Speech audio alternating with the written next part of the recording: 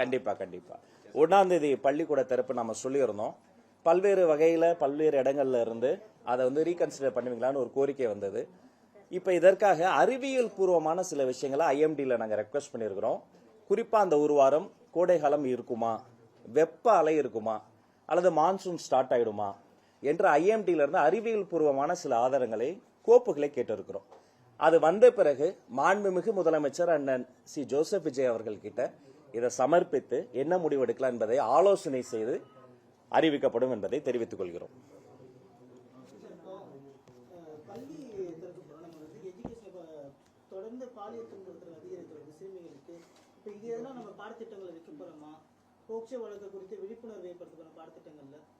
சரியான கேள்விங்க. புதிதாக நாங்கள் லான்ச் பண்ண பாட புத்தகத்தில் கூட பார்த்தீங்கன்னா அந்த ஃபர்ஸ்ட் பேஜை பெரட்டும் போதே பார்த்தீங்கன்னா டால் ஃப்ரீ நம்பர்ஸை ரொம்ப அழகாக அந்த குழந்தைகளுக்கு, அதாவது 1ஆம் வகுப்புல இருந்தே அந்த குழந்தைகளுக்கு வந்து தெரியும்படி போட்டிருக்கிறோம். அந்த டால் ஃப்ரீ நம்பர்ஸ்க்கு வந்து அவங்க எப்போ வேணா கால் பண்ணலாம். நமக்கு இந்திய அரசியலமைப்பு கொடுத்திருக்கக்கூடிய மிகப்பெரிய வரப்பிரசாதம் வந்து அந்த போக்சோ சட்டம்ங்கிறது தான். மற்ற வழக்குகள்லாம் நான் குற்றம் செய்யல அப்படிங்கிறது வந்து ஒரு குற்றவாளி இருக்கிறாரு, அவர் தப்பு செஞ்சுட்டாருங்கிறது இந்த என்டையர் சிஸ்டம் தான் ப்ரூவ் பண்ணணும். போலீஸ் ப்ரூவ் பண்ணணும், மற்றவங்களா ப்ரூவ் பண்ணணும், நீதி பரிபாலனம் செய்யணும். ஆனா போக்சோ வழக்கில் மட்டும் சம்பந்தப்பட்ட ஒரு ஆள், அவர் ஆசிரியரோ அக்கம் பக்கத்தில் இருக்கிறவரோ, நான் தவறு செய்யல என்பதை அவர் தான் ப்ரூவ் பண்ணணும். ஃபாஸ்ட் ட்ராக் கோர்ட்ஸ் 12 மாதங்கள் நிறைவடைவதற்குள் நீதி நிலைநாட்டப்பட்டுவிடும். அதே மாதிரி காவல்துறையை சார்ந்த பெண் காவலர்கள் வந்து யூனிஃபார்ம்ல கூட அதை விசாரிக்க வேண்டாம். அது மாதிரி அவங்க நேரில் வரணும் கூட விக்டிம்ஸ் வந்து வீடியோ கான்ஃபரன்சிங்ல வர முடியும். போக்சோ ஸ்பெஷல் கோர்ட்ஸ் இருக்கு. இதை குறித்த விழிப்புணர்வை வந்து நாங்கள் இன்னும் அதிகப்படுத்துவோம். பாட புத்தகத்திலே இருக்கிறது, பாடம் எடுக்கிற வகுப்பறைகளிலும் இந்த விழிப்புணர்வு அதிகப்படுத்தி இதை போன்ற சம்பவங்கள் குறித்த விழிப்புணர்வை மக்கள் மத்தியில் இன்னும் துரிதப்படுத்துவோம்.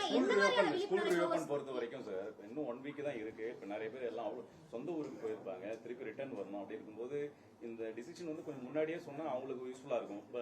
அதனால இல்ல உண்மைதாங்க. இப்போ என் வீட்லயே 2 குழந்தை இருக்கு. அந்த குழந்தைங்களையும் நான் வந்து எல்லா குழந்தைகளும் எப்படி பாக்குறேனோ, என் குழந்தைகளை எப்படி பாக்குறோம் அந்த மாதிரி தான் குழந்தைகளை பாக்குறேன்.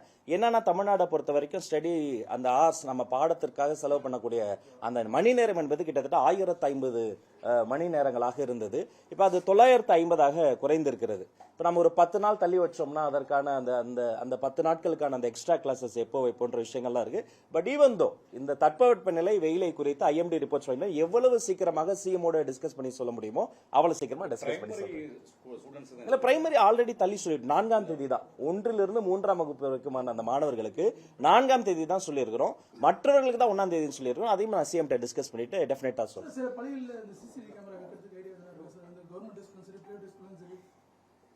தமிழ்நாடு முழுக்க சரியாக மேம்படுத்தப்பட்ட கதவுகள் பொருத்தப்பட்ட கழிப்பறைகளை ஆய்வு செய்வது, குடிநீர் வசதி இருக்காங்கிறத வந்து என்ஷூர் செய்வது, வகுப்பறைகள் வந்து சிலது சேதம் அடைஞ்சிருக்கும், போகும்போது பசங்க ஏதாவது அவங்க கிளம்பி போயிருக்கலாம், இல்லை மெயின்டெனன்ஸ்ல ஏதாவது டெபிசிட் வந்திருக்கலாம், அதையெல்லாம் செக் செய்வது. அதே மாதிரி நான் அந்த குடோனுக்கே போனேன், சிந்தாதிரிப்பேட்டை குடோனுக்கே போய் எங்க ஆபீசர்ஸ்லாம் வந்திருந்தாங்க. எல்லா டெக்ஸ்ட் புக்கும் ஆன் டைம் அவர்களுக்கு ஒரு குட்டி குழந்தைக்கு கிரையான் பென்சில்ல இருந்து வெல்குரோ செப்பல்ல இருந்து காலை உணவுல இருந்து மதிய உணவுல இருந்து பாட நூல்ல இருந்து பல்வேறு விஷயங்களை எங்களுடைய அடுத்தலையும் தருவதால் நாங்கள் என்ஷூர் பண்ணிக்கிட்டே இருக்கிறோம்.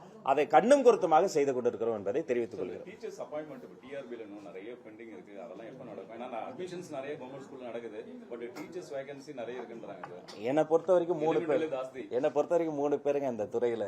முதல்ல மாணவர்கள், 2வது வந்து ஆசிரியர்கள், 3வது பெற்றோர்கள். அந்த மூவருக்குமான வெல்ஃபேர் தான் நான் வந்து என்னுடைய கருத்துல இருக்கு. நிறைய கோரிக்கைகள் எனக்குமே வருது. இது சம்பந்தமா நான் அதிகாரிகள்கிட்டலாம் ஆய்வு பண்ணி சீராய்வு பணிகள்லாம் தொடங்கியாச்சு. ஒரு கிரீவன்சஸ் மீட்டிங் போட்டு இது 12 காலமா இருக்கு. சில பேர்லாம் 18 ஆண்டுகளாக கண்ணீரோடு இருக்கிறேன்றாங்க. சில பேர்லாம் இன்னும் கொஞ்ச நாள் ரிட்டையர் ஆக போறாங்க. இன்னும் அவங்க வாழ்க்கையில சரியான ஒரு சொல்யூஷன் வரல. தற்காலிக ஆசிரியர்களுடைய போராட்டம் இருக்கு. அந்த தற்காலிக ஆசிரியர் நிரந்தரமாக்கணுமான ஒரு இது இருக்கு. அப்புறம் ஏற்கனவே எக்ஸாம் முடித்தவர்களை தற்காலிகமாவது எடுங்கன்னு இருக்கு. இப்ப இது எல்லாத்தையுமே கிரீவன்சஸ் மீட்டிங் போட்டு அவங்க சொல்ல அதையெல்லாம் நம்ம என்லிஸ்ட் பண்ணி டேபுலேஷன் பண்ணுவோம். யாருக்கு என்ன பிரச்சனை, அதை எப்படி சரி செய்யலாங்கிறத நிபுணர் குழு போட்டு டேபுலேஷன் பண்ணி அதற்கும் நிவாரணமோ அதற்கும் சரியான ஒரு சொல்யூஷன்ஸோ மிடில் பாயிண்டோ கண்டுபிடிப்பதில் நம்மளுடைய அரசாங்கம் கண்ணும் கருத்துமாக இருக்கிறது என்பதை தெரிவித்து ஸ்கூல் ரீஓபன் ஆனவுடன் அந்த காலை உணவு திட்டம் மாணவர்களுக்கு ஏற்கனவே கடந்த ஆட்சி காலத்துல இருந்து அந்த திட்டம் நம்ம மீண்டுமே தொடர்றோமா? அது அதோட நிலைமை எப்படி? தங்கச்சிக்கு ஒன்று சொல்லிக்கிறேன், காலை உணவு மதிய உணவு எல்லா திட்டமும் தொடரும். எங்க குழந்தைகளை பாதிக்கக்கூடிய எதுவுமே நாங்க செய்ய மாட்டோம். சொல்லப்போனா இன்னும் அதை மேம்படுத்தி சரியான பயனாளர்களுக்கு போனோம். 10 பேருக்கு அது போகுதுன்னு சொல்லி போலியா கணக்கு கட்டிட்டு உண்மையிலே 10 பேரா 5 பேரா அது எங்க போச்சு, இடைத்தரகர்கள் இருந்தாங்களா, லீக்கேஜ் எல்லாம் கண்டுபிடிச்சு சரி செய்யப்பட்டு வில் மேக் ஷூர் ஒவ்வொரு திட்டமும் எந்த நோக்கத்திற்காக ஆரம்பிக்கப்பட்டதோ அந்த நோக்கத்தை சென்று சேர்கிற வரை வேர்களுக்கு போய் இந்த அடுத்த தலைமுறை வகுப்பறையில் இருந்து அடுத்து நான் இந்த +2 வரைக்கும் 17 வயசு வரைக்கும் இங்க கூட இருக்கிறாங்க. இங்க இருந்து டேக் ஆஃப் ஆகி அவங்க கல்லூரியில போய் என்ரோல்மெண்ட் ரேஷியோ அந்த இங்க இருந்து 100% நம்ம கல்லூரிக்கு போற வரைக்கும் நாங்க வந்து அந்த திட்டங்களை வந்து வகுத்து வைத்திருக்கோம். அதை ensure செய்யணும்.